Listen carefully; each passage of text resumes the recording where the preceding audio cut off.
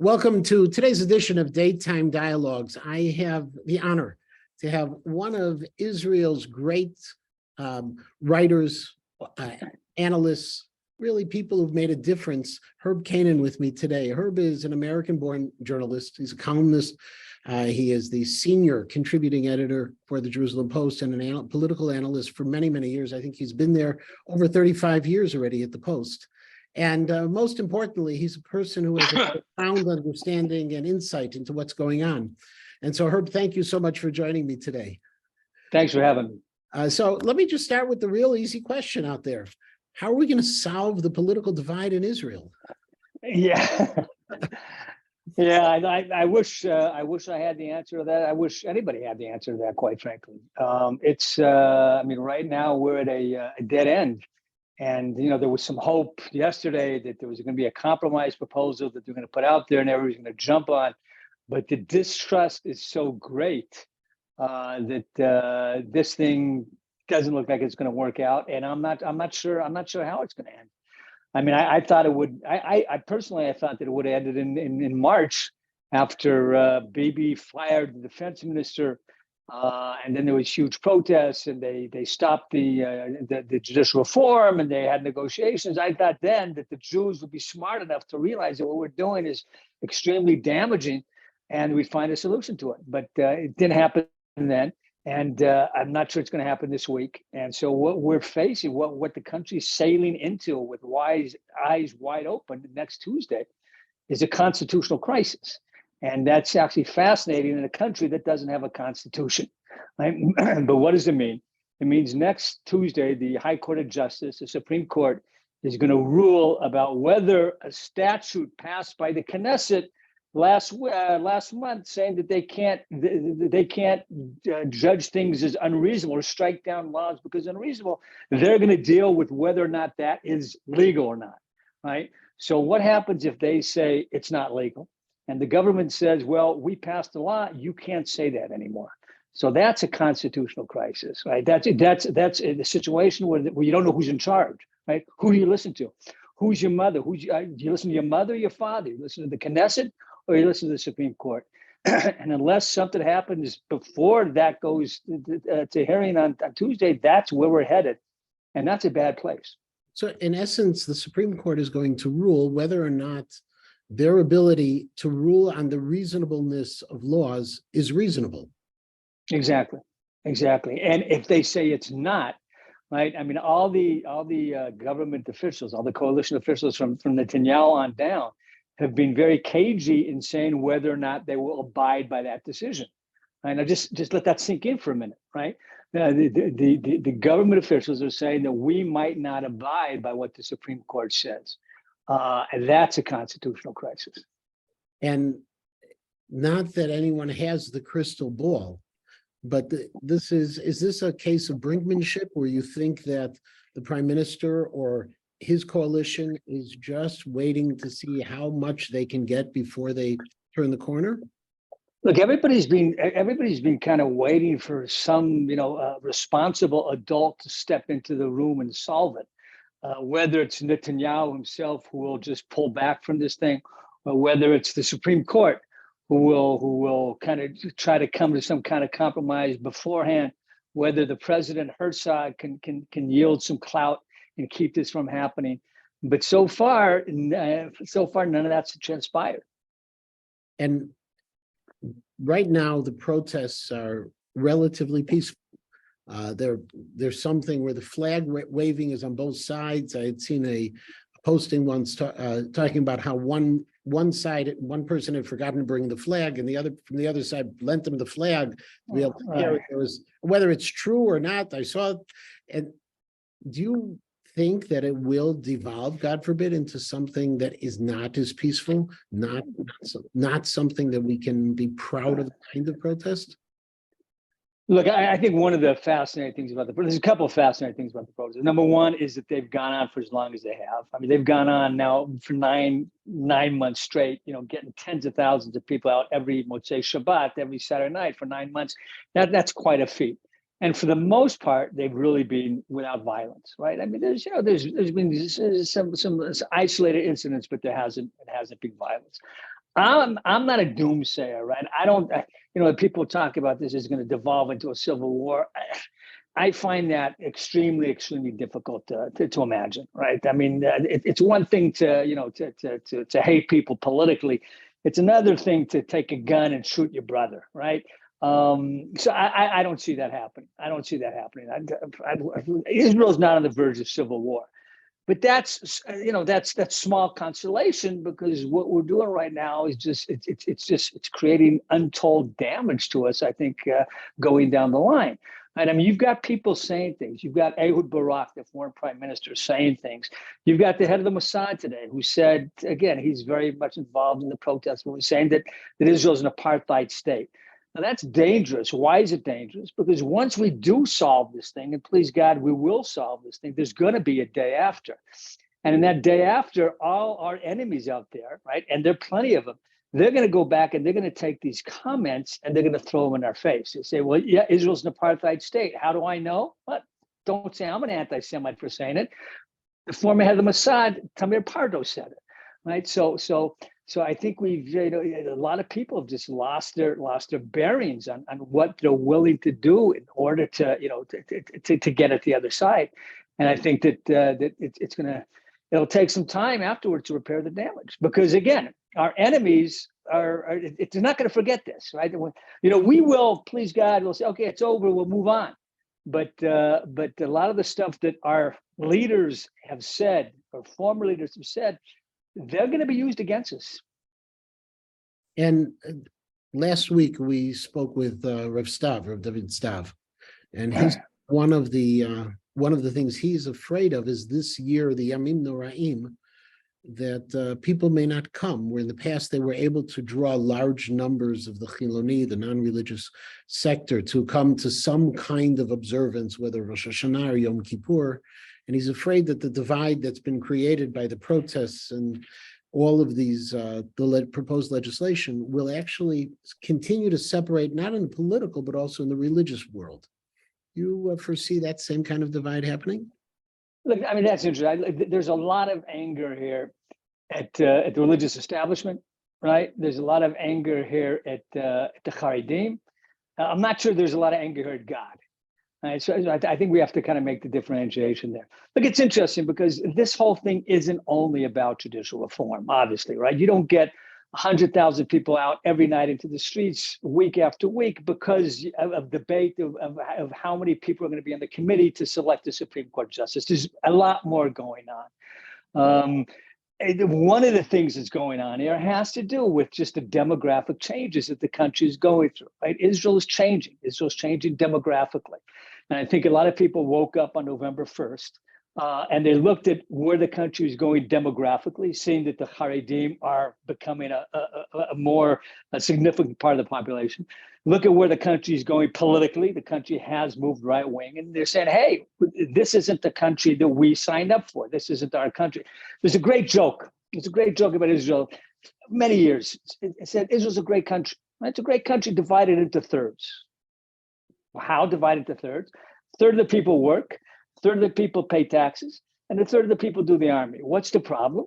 It's the same third, right? So, I just use it as an illustration. This is not a factual demonstration of reality on the ground, but it's an illustration. And that third who feels that they do the army, pay taxes, and work, are carrying the country, are the pilots of the country, right?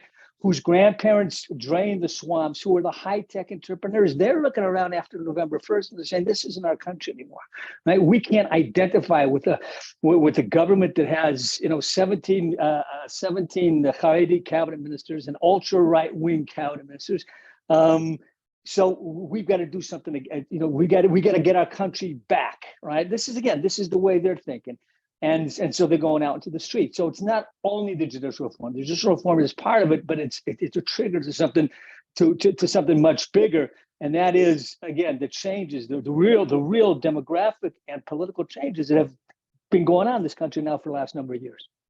And in terms of shift a little bit, how significant has been Netanyahu's snub, or the other way around, the president of the United States snub of the prime minister of Israel by not inviting him? Has that had a piece in this at all? Does this mix into the bigger picture, or is it just personal?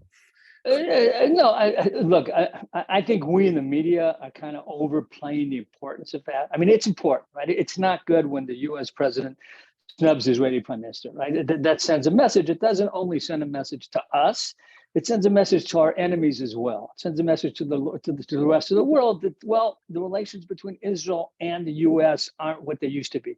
You know, Israel's made tremendous strides over the last 2 decades, largely thanks to Netanyahu. Our international stature has improved dramatically. And one of the reasons for that, right, is, I mean, there's a number of reasons, you know, the technology and security expertise and intelligence. But another reason that some of these countries wanted to get close to us is because they thought by getting close to us, they're getting closer to the US. Now, if they see that, well, Bibi can't even get an invitation to the White House, or it takes so long for it, then, you know, that kind of drops off. It's an element of what we have to offer them. So I think that's something to keep in mind, right? And the optics of it are not good.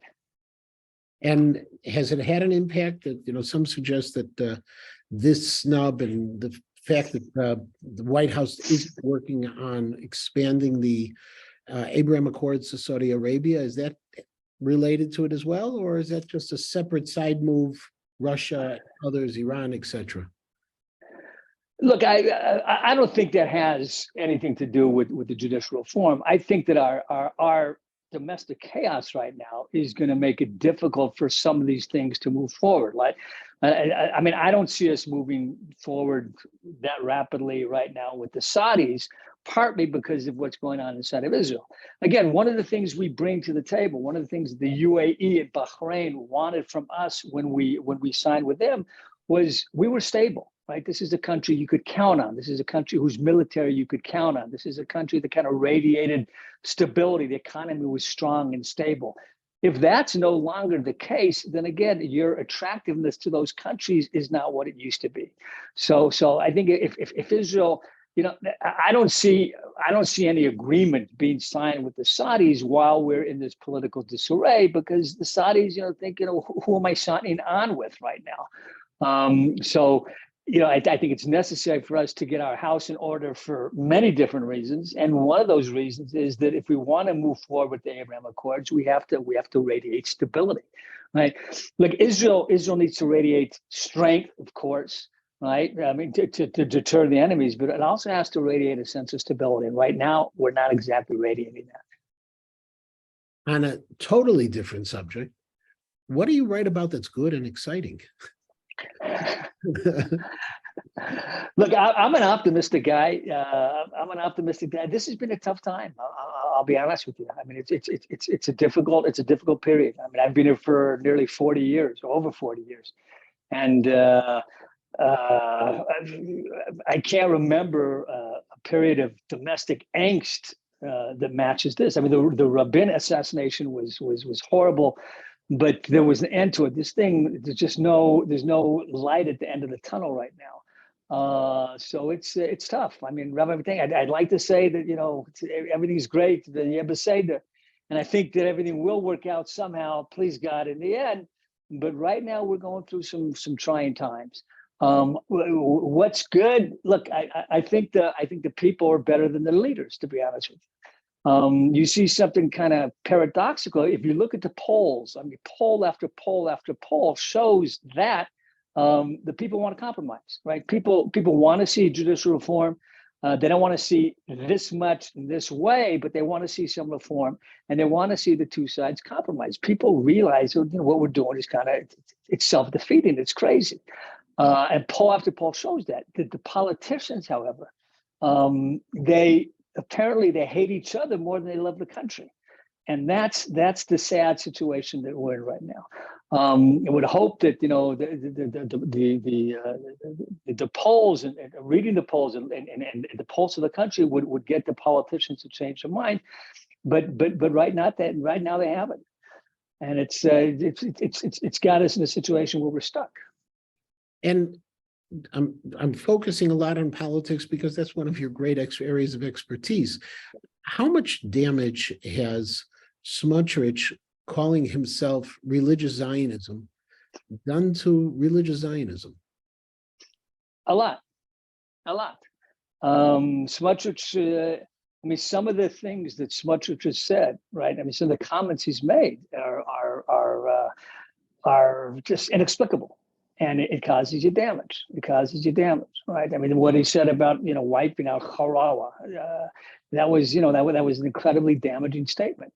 I think what happened is you got a couple of guys who just got into the government, got into power, into positions of real power where there's real responsibility, and they forgot that when they speak, they're no longer speaking at a B'nai Akiva weekend in Kidumim. They're speaking, and the whole world is listening, and they haven't internalized that yet. So it's caused damage. It's caused damage. As far as has it caused damage to religious Zionism as a notion? Look, I mean, the religious Zionist demographic now is so wide and varied, right? That I don't think people are saying, well, the religious Zionists are all nuts. You've got guys like Chili Tropper and Matan Kahana, who a completely different face to religious Zionism. But those who want to paint religious Zionists as a bunch of racist and right-wing fanatics, they've got people who they can point at and say, "Here you go." And does he still have the support? And some of the reports I read was that Smotrich, in particular, the Religious Zionism Party, would still have significant support in a future government and a future elections, that there are still a lot of people don't feel they necessarily have the choices of who to vote for, and so they'll go with the Kippot Zergot, even if they need to object to certain parts. Look, I mean, the polls show that his party and Ben-Gvir's party, which ran together last time, got 14 seats. This time they're polling at 9 or 10 seats, right? So they've lost support. They've lost support. I think next time you're going to see a moderate religious party, a moderate religious Zionist party, or maybe a party will have moderate religious Zionists in it as well as other seculars. You're going to see a different constellation, right? I think Naftali Bennett's going to come back, right? In the last elections, there were 70,000 people, most of them religious Zionists, who voted for Ayelet Shaked, right? Her party didn't pass and get into Knesset, but that shows that there is a segment of the population who just feel, a segment of the religious Zionist population who just feel right now that they don't have a home. I think in the next election, you'll see some kind of new configuration that will give these people a home. Will that happen, or will you have an expansion of religious Zionists who are part of, let's say, the Likud, which has happened? In other words, the dismantling of the religious Zionist party to be put into the other parties, whereas the Haredim still seem to have their concentration within their parties. Is it going to shift, or do we have I don't think. I mean, I think there's a big segment of religious Zionist population. Not big, but I think there's a significant segment of religious Zionist population who doesn't necessarily feel comfortable in Likud right now, right? So I think they're looking for a more moderate home. And again, I think one will emerge. So that's something hopeful, but are we going to be waiting for the full term of this current Knesset, or you think that something will shift in that also? Look, I mean, Bibi's got the numbers, right? I mean, it's a 64-56 majority in the Knesset. Look, it's interesting because this is kind of a mirror image of what happened during the last government. Remember the last government with Bennett was the prime minister. When Bennett was the prime minister, Netanyahu, from day one, he made it his life mission to bring down the government. But at that time, the Knesset majority was only 62-58. And he just wanted to make the life of the government and those in the government miserable. And he did it, but he was able to do it from within the Knesset. He realized he could just peel off one or two people and the government would collapse, which is exactly what happened, right? You have new elections. Bibi comes into power. Lapid and Gantz have as their life mission bringing down the government, but they realize they don't have the numbers inside the Knesset. They can't do it from inside the parliament, so they go outside the parliament, right? And so, you create this sense of chaos in the streets, the constant protests, in order to bring down the government, in order to make it seem that this government cannot govern. I don't right now see who's gonna defect from the coalition to bring down the government. A big issue will be the draft exemption law, right? Which the Haredi parties are pushing hard. They're saying, this is it, guys. Either you put up or shut up. We want this thing. We wanted it in the springtime. You didn't deliver. Either deliver now, or we're not going to vote for the judicial reform. The government could collapse. And that's that whole issue coming up now is going to only add fuel to the divisive flames, because there is no bigger issue that divides the country than the whole idea of mass exemptions for Haredi. And so I mean, Bibi would like to push this off. I'm not sure the Haredim are going to let him. If he doesn't bring it because he's worried of what that'll do to the country, then you could have a situation where the Haredim bring down the government. Although even there, I'm kind of doubtful, because where are they going to go, right? I mean, they're not going to find a better constellation under any government. But if you're looking what could be the trigger to bring down the government, I think that could be a trigger. Another possible trigger could be an agreement with the Saudis, right? If this thing does flesh itself out, and as a result of some kind of agreement with the Saudis, Israel's going to have to make concessions that could drive Smotrich and Ben Gvir out of the government, perhaps bring Gantz into the government. That also could be something that could change things around. But again, there's a lot of ifs involved there, so I'm not sure I'd bank on it. Now, a couple of weeks ago, some of your colleagues, very respected journalists and commentators, called on American Jews to protest and to write and to become activists about what's happening in Israel, whereas we were raised on the idea that we have to be supportive of whoever the government is, and it's not our role because we don't vote. We don't live and we don't vote in Israel. Has there been pushback? Has this been felt at all in Israel, that there are people asking American Jews to rise up? It's Israelis, or the Hebrew media doesn't really pay that much attention to it, because we're very parochial. We're not really paying attention to what's going on there. In the English speaking media, it's made a ripple. Personally, I think it's a mistake, right? Again, I think this goes back to what I said about you're creating a certain distance between American Jews and Israel, which you think that when this thing is solved, you will be able to once again bridge. And I'm not sure that's the case. If you're telling American Jews now, don't support Israel, don't support this government because it's a bad government, then if you have another government and American Jews might not agree with the policies, then they'll say, well, hey, you told me back then I don't have to support the government. Why do I have to do it now? I think it's a slippery slope. I'm not sure it's a slippery slope we want to get on. I think it's a mistake, especially at a time where where already you're having a certain, over the last 20 years, you've had a certain distance between American Jews and Israelis, and to encourage that, I think, is a mistake. And the Jerusalem Post is the voice for Israel for a lot of the English-speaking world.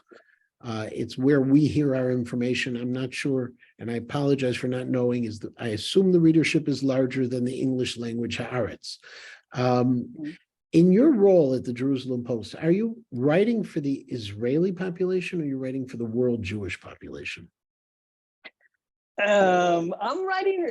That's a good question. I'm writing for the Israeli audience, right? With an eye on. I mean, it's not a. But I think it's not a black or white thing, right? I'm writing for both. The stories I choose to write about, or what I choose to write about. I write a lot about the American Israel relationship, knowing that that's something that that the American Jews are interested in as much as Israeli Jews. But in general, like when I write about Israeli politics, I'm writing about it for an Israeli audience.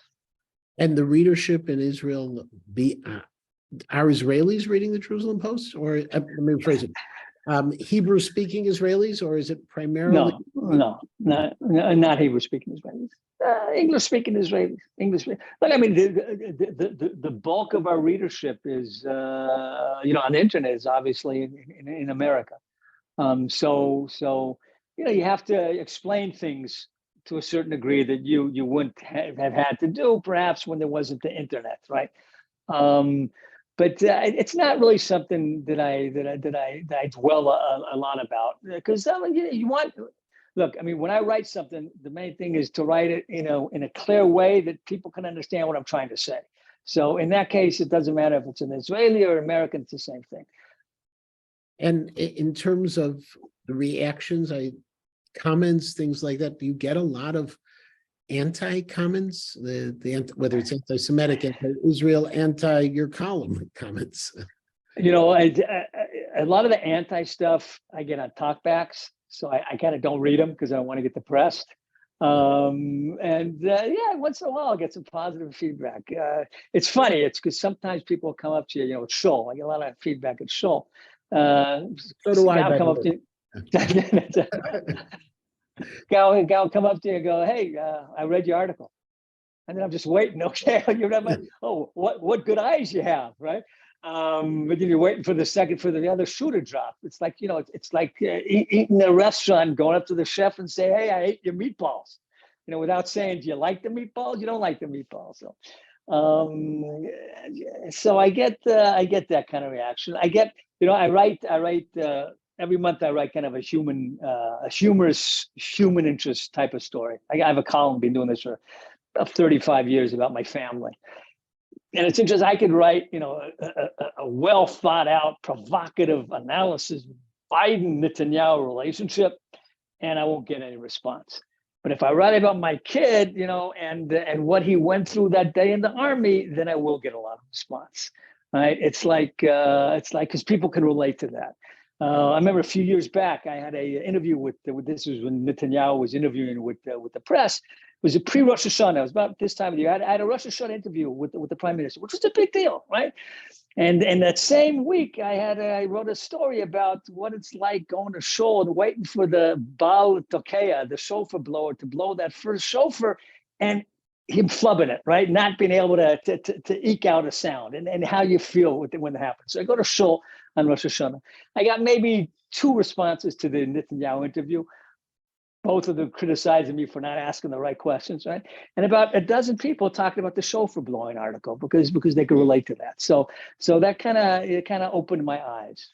My guess is it's very much like in the Wall Street Journal, that bottom middle column of the human interest. I have a feeling some people, like I do, often start there. And then we go on to themselves, and they enjoy they enjoy that interest. Just the last question, because we're really running out of time. In terms of what's on the horizon, so beyond the protest, what do you think is going to be the next big thing Israel has to deal with?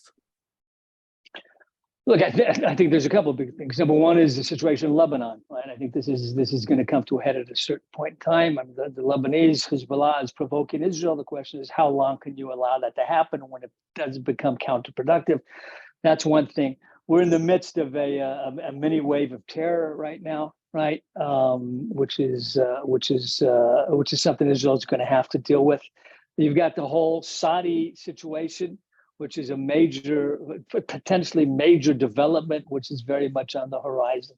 And then you've got Iran, right? So that's just it. I mean, there's a million challenges that the country has to deal with. And the fact that we're expending so much energy and time on this is just, it's a shame. Well, some have suggested that the reason we haven't had this kind of problem in the past because the threats from the outside were so profound, we didn't have time to argue among ourselves. And now things got a little... There's that old joke, right? If the Arabs would just leave us alone, we kill ourselves, right? They haven't been able to do so, and thank God we haven't done it. Like, it's interesting because, I mean, all kidding aside, you notice, I mean, in March, right? You had all the protests going on. We had to go, fight in Gaza, and everybody showed up. So I think there's still a sense that when there's a genuine security crisis, a security situation, the country will rally around the flag. That security crisis will drift away, and then we'll go back to fighting among ourselves, which on the one hand, it's good that we're able to come together for that moment when we need to, but it's also kind of unfortunate that we can't also do it when there's not that threat. Well, unfortunately, it's on that note that our time is up. I'm just hopeful in the new year that we're going to be approaching, we'll figure out a way to stop fighting among ourselves and and we'll start building among ourselves instead. I thank you so much, Herb, for your time and your insight. It has been fascinating, and wish you a Shana Tova. It should be a good, peaceful, and healthy year. Same to you. Thank you. Bye-bye. Bye-bye. So.